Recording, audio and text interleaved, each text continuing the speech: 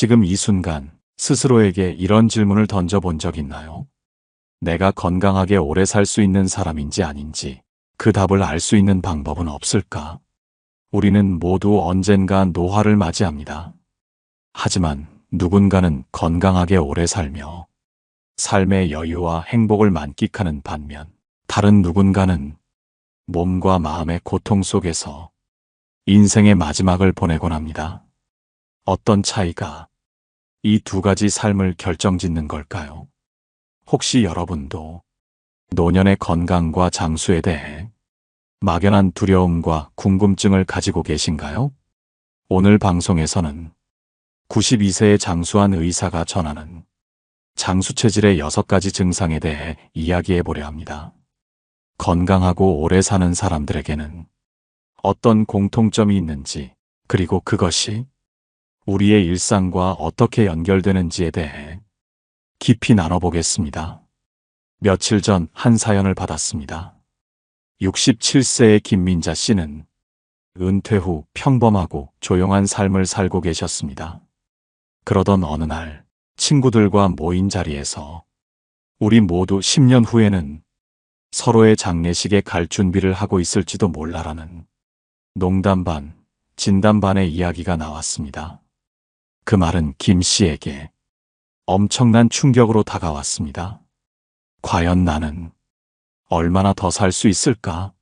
라는 질문과 함께 건강검진을 받으러 갔지만 몸의 여러 지표들은 평균 이상이었고 의사는 그녀에게 아직 걱정할 것은 없다라고 말했습니다. 하지만 김 씨의 마음은 여전히 무거웠습니다. 검사 결과가 좋다고 해서 정말 오래 살 수 있다는 보장은 없잖아요. 내가 건강한 노년을 보낼 수 있는 사람인지 어떻게 알 수 있을까요? 여러분은 어떠신가요? 우리 모두는 김 씨와 비슷한 고민을 한 번쯤 해본 적이 있을 것입니다. 건강하게 오래 살 수 있다는 확신이 있다면 삶의 많은 부분에서 안정감을 느낄 수 있을 것입니다. 반대로 불확실한 미래와 건강에 대한 염려는 우리의 일상을 더 불안하게 만듭니다. 오늘 소개할 내용은 단순히 건강검진 결과를 넘어 우리가 일상 속에서 스스로 점검해 볼 수 있는 6가지 중요한 증상입니다. 92세의 의사로서 수많은 환자를 돌보며 스스로도 장수의 비결을 실천해온 그의 이야기를 통해 여러분도 자신이 장수 체질인지 확인하고 더 나아가 삶의 방향을 재정비하는 계기를 만들어 보세요. 주제를 본격적으로 들어가기 전에 이야기를 하나 더 나누고 싶습니다. 이 내용은 불교의 가르침과도 연결되는데요. 몸은 마음의 그릇이다라는 짧은 말씀입니다. 우리의 몸은 단순히 움직이는 도구가 아니라 마음과 영혼을 담는 소중한 그릇과도 같습니다. 건강한 몸을 유지하지 않으면 마음 또한 병들게 됩니다. 반대로 건강한 몸과 마음은 삶의 모든 순간을 더 풍요롭고 아름답게 만들어줍니다. 그렇다면 건강한 몸과 마음을 가진 사람들에게는 어떤 공통점이 있을까요? 이제 그 답을 찾아가는 여정을 본격적으로 시작해 보겠습니다.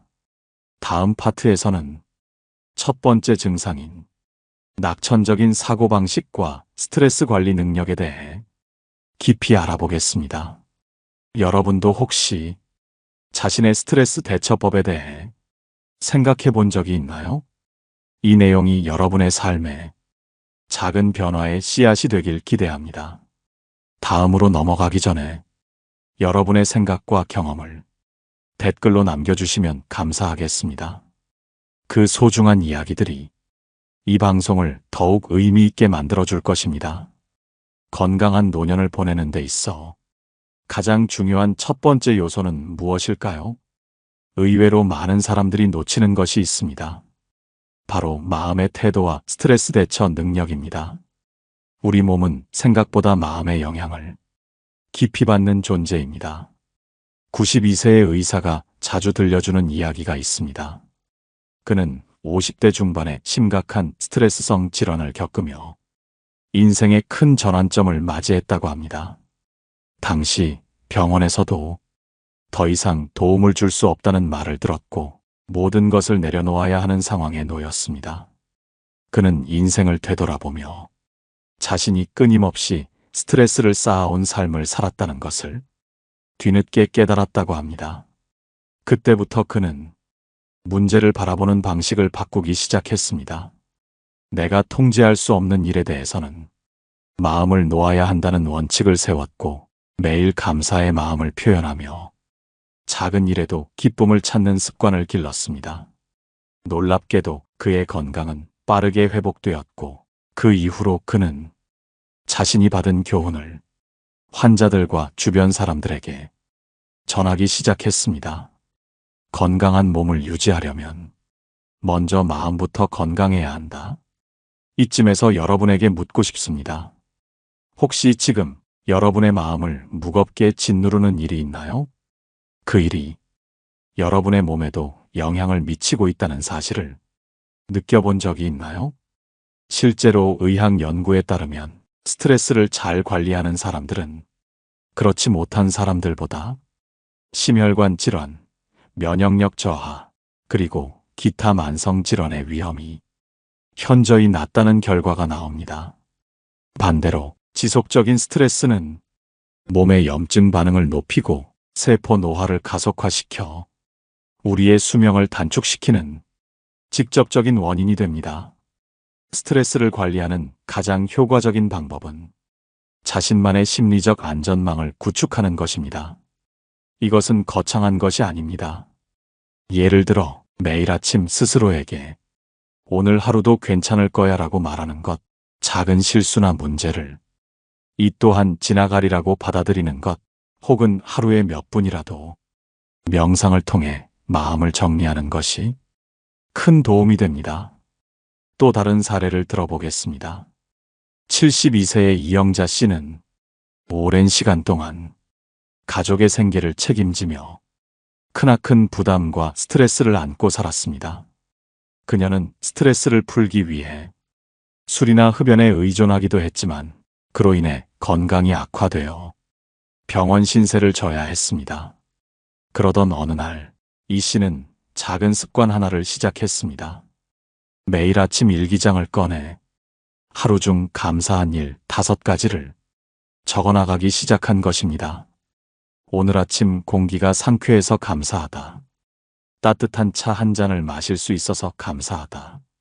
이처럼 단순한 내용이었지만 그녀는 점차 자신의 삶을 긍정적으로 바라보게 되었고 몸의 상태도 서서히 좋아졌습니다. 불교에서는 모든 고통은 마음에서 시작된다라는 말씀을 자주 전합니다.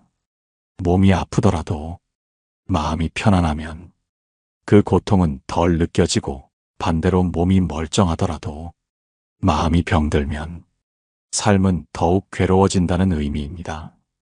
이쯤에서 여러분은 어떤 대처 방식을 가지고 계신지 생각해 보셨나요? 혹시 지금의 방식이 마음을 편안하게 해주고 있나요? 아니면 더 많은 부담을 안기고 있나요? 낙천적인 사고방식은 단순히 긍정적으로 생각하라는 말이 아닙니다. 그것은 삶의 문제를 냉정하게 직시하되 그 문제를 내가 감당할 수 있다는 믿음을 갖고 접근하는 태도를 말합니다. 이를 통해 우리는 스트레스를 줄이고 몸과 마음을 건강하게 유지할 수 있습니다. 두 번째 증상인 꾸준한 신체 활동과 적당한 운동의 중요성에 대해 이야기해 보겠습니다. 혹시 운동이 건강에 좋다는 말을 수없이 들으셨지만 여전히 실행에 옮기지 못하고 계신가요? 시간이 없어서, 너무 피곤해서, 혹은 이미 늦었으니 시작해도 소용없을 것 같아서라는 이유로 운동을 미루고 있지는 않으신가요? 사실 운동은 건강한 장수의 필수 조건입니다. 운동이 단순히 체력을 높이는 데 그치는 것이 아니라 삶의 질을 결정짓는 중요한 역할을 하기 때문입니다. 92세의 의사가 들려준 사례 하나를 여러분과 나누고자 합니다. 70대 후반에 접어들었을 때 이 의사의 가장 친한 친구였던 박 씨는 갑작스러운 건강 악화를 겪었습니다. 심각한 고혈압과 당뇨로 인해 걷는 것조차 힘들어진 상황이었습니다. 그러나 박 씨는 포기하지 않았습니다. 의사 친구의 권유로 매일 아침 10분씩 천천히 걷기 시작했습니다. 처음에는 작은 계단을 오르는 것도 고통스러웠지만 매일 조금씩 시간을 늘리며 걷는 습관을 유지했습니다.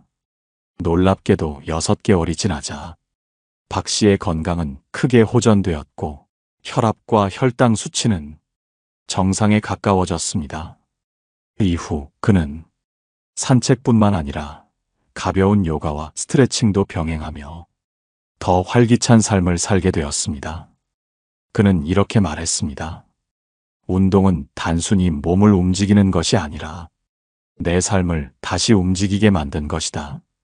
우리 몸은 움직임을 필요로 합니다. 근육은 사용하지 않으면 빠르게 약해지고 심혈관계는 운동 부족으로 인해 기능이 저하됩니다. 또한 운동은 뇌에도 긍정적인 영향을 미칩니다. 연구에 따르면 규칙적인 운동은 뇌의 노화를 늦추고 치매와 같은 신경, 퇴행성 질환의 위험을 줄이는 데 도움을 줍니다. 그렇다면 어떤 운동이 가장 효과적일까요? 사실 운동의 종류보다는 꾸준히 실천하는 것이 중요합니다. 자신의 체력에 맞는 활동을 선택하고 무리하지 않는 선에서 규칙적으로 실천하는 것이 가장 좋은 방법입니다.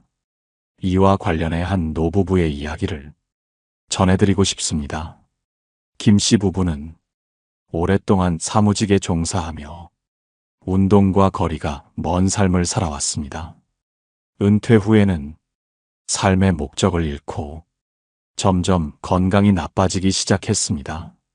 어느 날 우연히 동네 공원에서 걷기 모임을 발견한 부부는 가볍게 참여해 보기로 했습니다. 처음에는 부끄러워했지만 매일 아침 30분씩 걷는 것을 습관으로 삼으며 몸과 마음이 놀랍게 변화하기 시작했습니다. 부부는 이렇게 말합니다. 걷기는 단순한 운동이 아니라 우리가 다시 손을 잡고 삶을 함께 나아갈 수 있는 기회가 되었다. 여러분도 김 씨 부부처럼 작은 걸음부터 시작해 보시는 건 어떨까요? 굳이 거창한 헬스장에 가지 않아도 됩니다.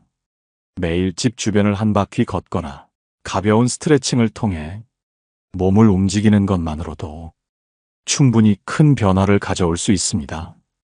불교에서는 걷는 한 걸음 한 걸음이 곧 수행이다라는 말을 합니다.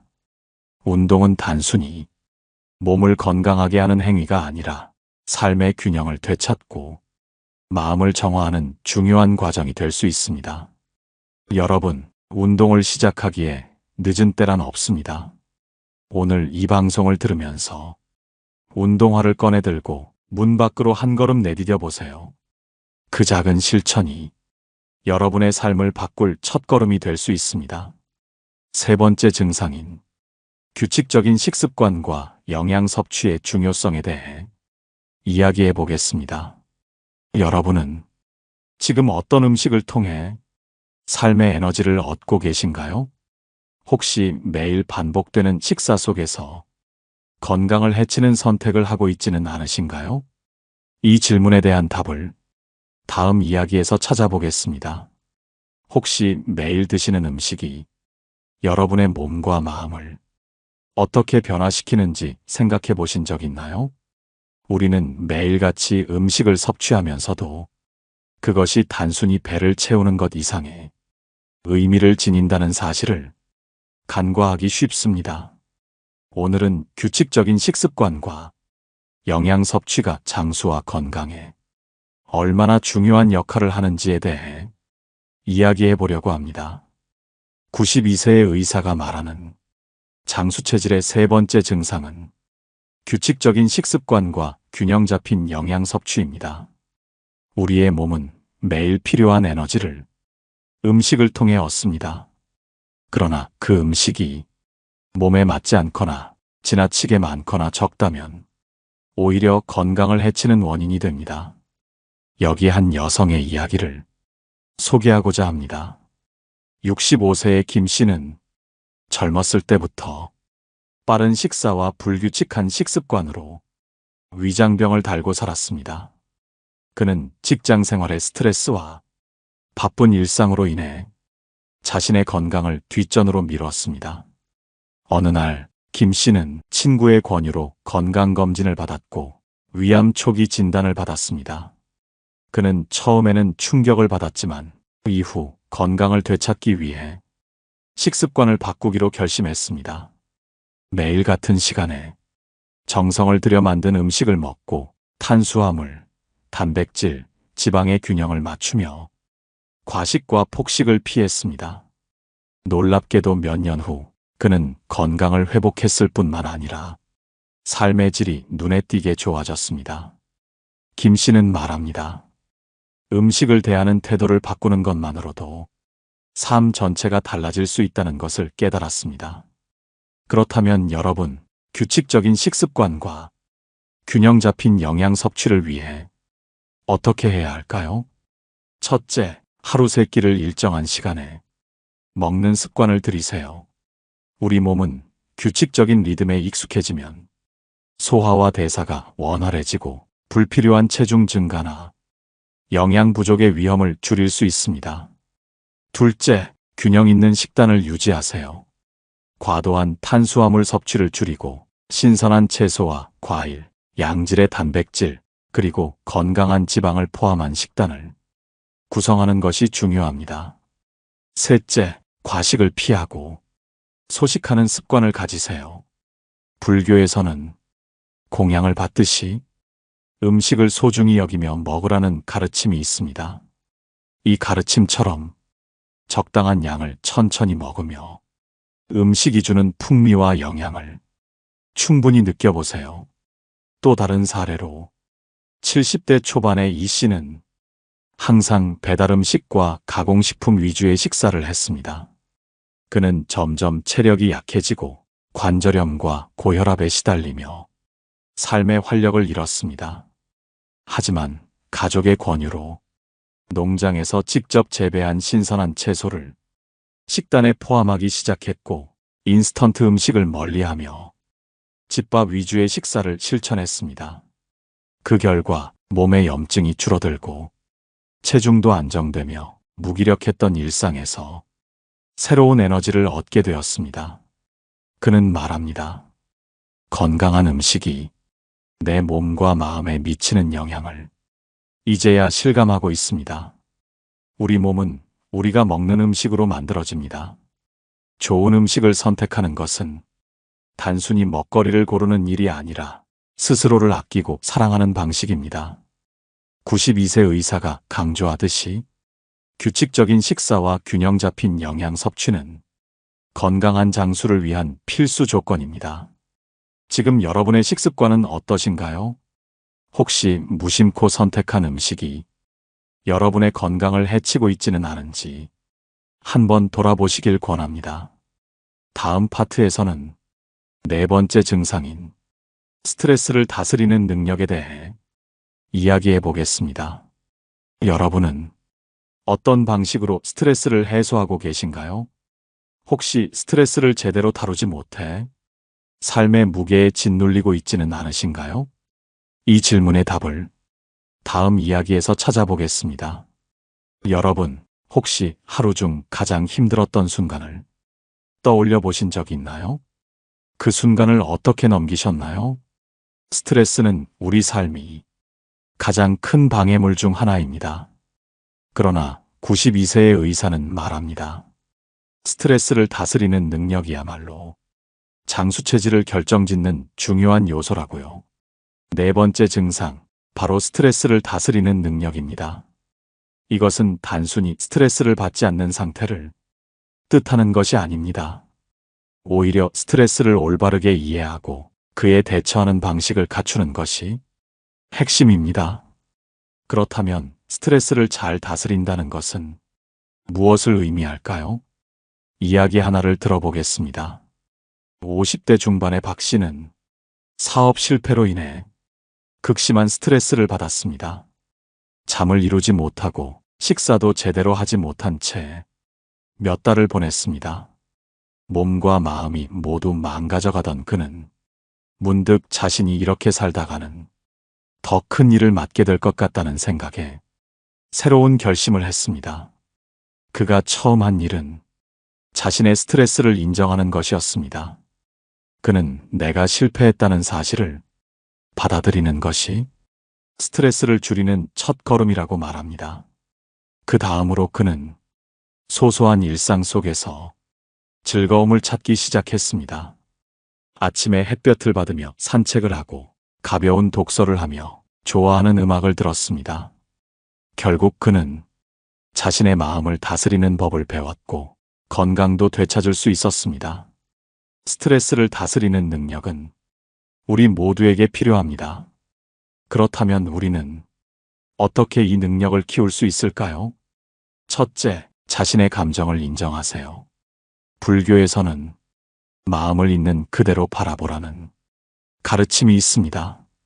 우리가 화나거나 슬플 때 그 감정을 억누르려 하지 말고 있는 그대로 느껴보는 것이 스트레스를 해소하는 첫 단계입니다. 둘째, 긍정적인 관점을 가져보세요. 스트레스 상황에서도 배울 점이나 얻을 수 있는 것을 찾으려는 태도가 중요합니다. 예를 들어 직장에서의 어려움이 스스로를 더 성장하게 하는 기회일 수 있다는 것을 생각해 보세요. 셋째, 건강한 습관을 유지하세요.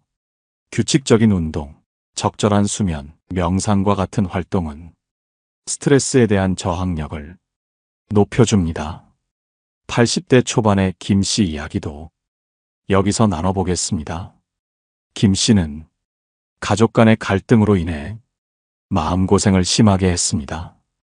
딸과 아들의 불화 속에서 중재 역할을 하려다 보니 자신의 감정을 돌볼 여유조차 없었습니다. 어느 날 그는 불교 명상 프로그램에 참여하게 되었고 그곳에서 모든 것은 지나간다는 간단한 가르침을 접했습니다. 그 이후로 그는 갈등 상황에서도 스스로의 마음을 먼저 들여다보는 습관을 가지게 되었습니다. 그리고 필요 이상으로 문제에 몰두하지 않으면서 자신의 건강을 유지할 수 있었습니다. 여러분, 스트레스를 다스리는 능력은 그 자체로 우리 삶의 질을 크게 변화시킬 수 있는 힘을 가집니다. 몸과 마음은 연결되어 있습니다. 마음이 건강해야 몸도 건강할 수 있습니다. 스트레스 상황에 놓였을 때 자신을 다독이고 스스로를 이해하며 작은 즐거움을 찾는 것, 그것이 바로 장수체질로 가는 길입니다. 혹시 지금 여러분이 겪고 있는 스트레스는 무엇인가요? 그 스트레스를 어떻게 다스리고 계신가요? 작은 변화로 삶을 조금 더 편안하게 만들 수 있는 방법을 지금부터 찾아보시길 바랍니다. 이제 5번째 증상인 사회적 관계의 중요성에 대해 이야기해 보겠습니다. 사람과 사람의 관계가 어떻게 우리의 건강과 장수에 영향을 미치는지 다양한 사례를 통해 살펴보겠습니다. 인생에서 가장 소중한 사람을 한 명 떠올려 보세요. 그 사람이 없었다면 여러분의 삶은 어떻게 달라졌을까요? 사회적 관계는 우리가 행복을 느끼고 삶의 의미를 찾는데 중요한 역할을 합니다. 92세 의사가 말하는 장수체질의 5번째 증상은 건강한 사회적 관계를 유지하는 능력입니다. 사람과의 관계는 때로는 우리를 지치게 하고 때로는 살아가는 원동력이 되기도 합니다. 장수한 사람들의 공통점 중 하나는 그들이 건강한 사회적 관계를 지속적으로 유지했다는 것입니다. 그들은 혼자가 아닌 서로를 의지하고 도우며 삶을 살아갑니다. 이와 관련된 이야기를 나눠보겠습니다. 70대 후반의 이 씨는 남편과 사별한 뒤 홀로 지내는 시간이 길어졌습니다. 그는 처음에는 혼자만의 시간을 즐기는 듯 했지만 점점 외로움이 쌓여갔고 건강에도 영향을 미치기 시작했습니다. 그런데 동네의 작은 독서 모임에 우연히 참여하게 되면서 삶의 변화가 찾아왔습니다. 모임에서 그는 또래 사람들과 이야기를 나누고 책 속의 주제를 함께 탐구하며 정서적으로 안정감을 느꼈습니다. 그는 그 이후로 정기적으로 사람들과 교류하는 시간을 소중히 여기게 되었고 건강도 점차 회복되었습니다. 그는 말합니다. 사람들과 나누는 대화 속에서 내 삶의 의미를 다시 찾았다고요. 그렇다면 건강한 사회적 관계를 유지하기 위해 우리는 무엇을 할 수 있을까요? 첫째, 다른 사람을 이해하려는 노력이 필요합니다. 상대방의 이야기를 듣고 그들의 감정을 공감하는 것은 좋은 관계를 유지하는 가장 기본적인 방법입니다. 불교에서는 자비심을 강조하며 타인의 고통을 이해하고 그들에게 도움을 주는 것이 우리 스스로의 행복으로 이어진다고 가르칩니다. 둘째, 관계를 위한 시간을 투자해야 합니다. 바쁜 일상 속에서도 소중한 사람들과의 시간을 꼭 마련하는 것이 중요합니다. 전화 한 통, 짧은 문자 메시지, 혹은 함께하는 식사가 작은 변화의 시작이 될 수 있습니다. 셋째, 자신의 감정을 솔직히 표현하세요. 때로는 마음을 열고 자신의 속내를 털어놓는 것이 상대방과 더 깊은 유대를 형성하는 계기가 됩니다.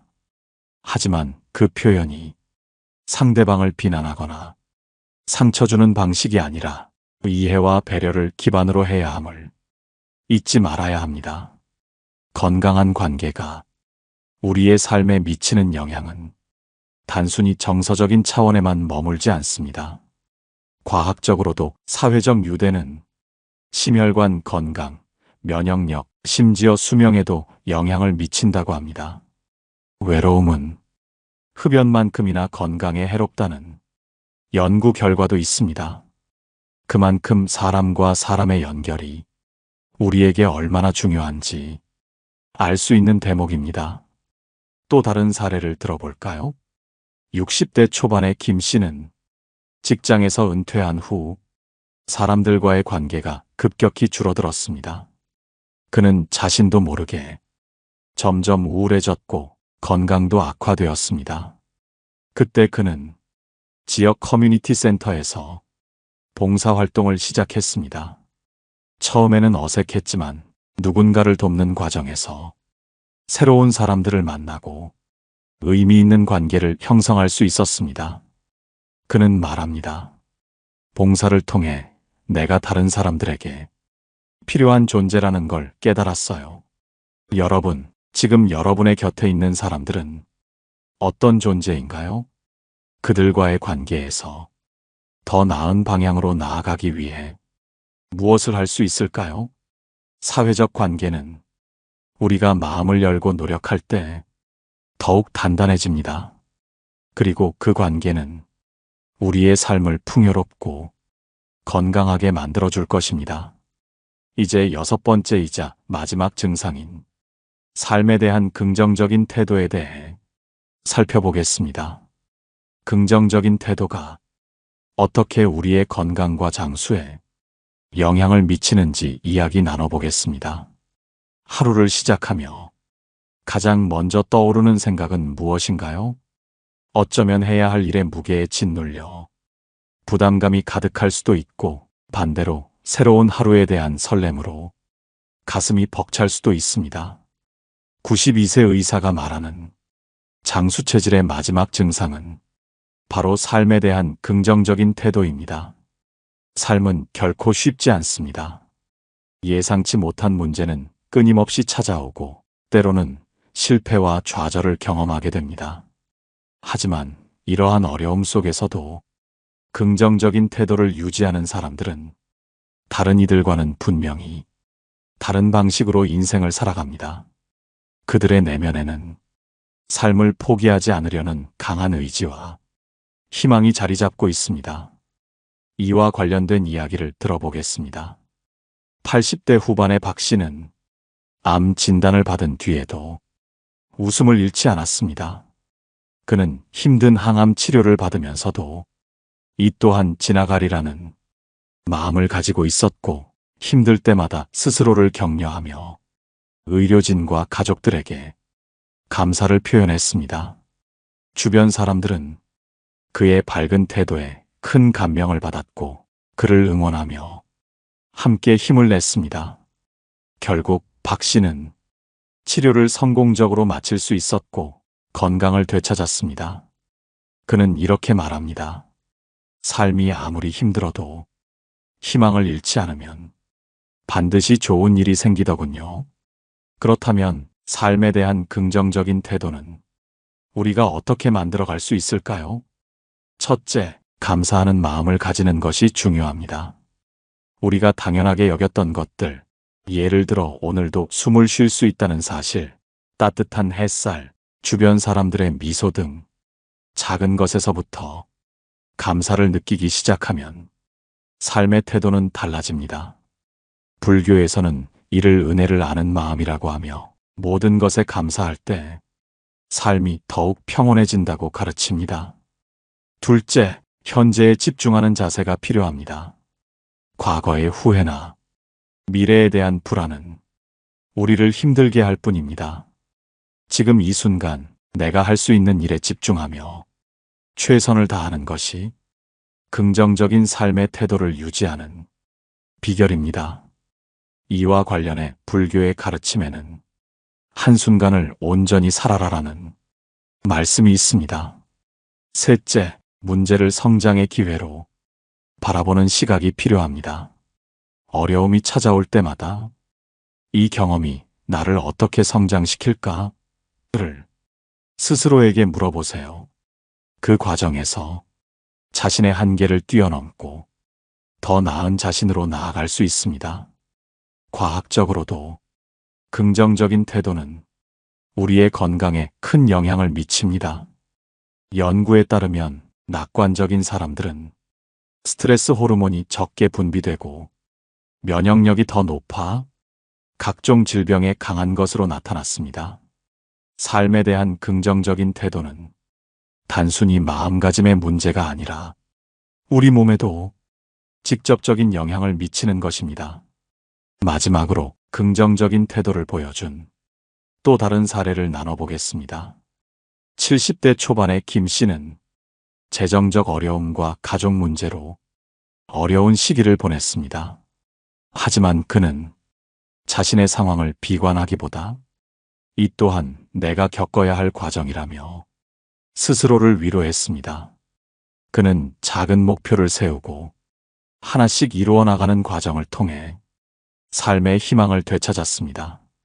김 씨는 이렇게 말했습니다. 어려운 시절이 있었기에 지금의 행복이 더 소중하게 느껴집니다. 여러분은 삶에서 어떤 어려움을 겪고 계신가요? 그리고 그 어려움 속에서도 스스로를 격려하며 앞으로 나아가고 있나요?